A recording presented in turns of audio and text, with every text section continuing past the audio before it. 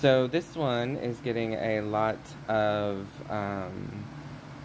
a lot of hype and also a lot of comments and a lot of stories. Or a lot of people were talking about this one. So I watched Voicemails for Isabel.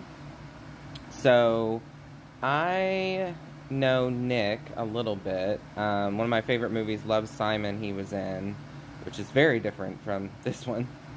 And then I don't know Zoe as well. She was in a show called Ringer with Sarah Michelle Gellar that I was so mad that got canceled. And she was good in that, but I haven't kept up with her career. And another movie that Nick was in that I really liked was Damsel. So I was like, okay, well, I like these actors, and a lot of people were talking about this movie.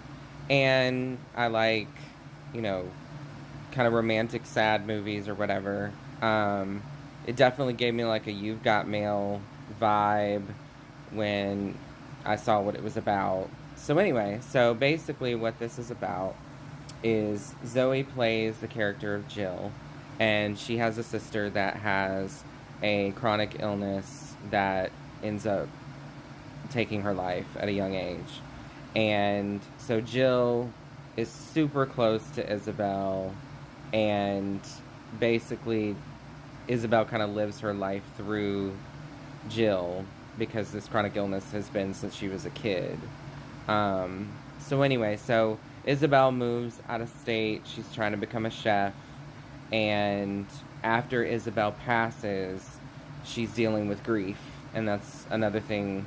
I like movies about that because I think it's very, very real, and everyone deals with grief differently. And so in this particular situation, Jill starts leaving voicemails on Isabel or Izzy's phone. Well, her phone number changes because she's passed, and it ends up being on the character Wes, which Nick plays, on his work cell. And so he actually lives in a different state than where Jill has moved, but starts to listen to the voicemails. And you find out quickly that they're both kind of like, she's not really been successful in a lot of things, successful in dating.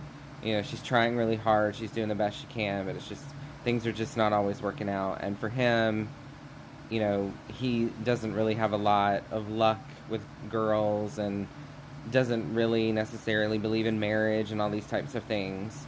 And so that's kind of the premise of the movie. I won't go into it any deeper than that.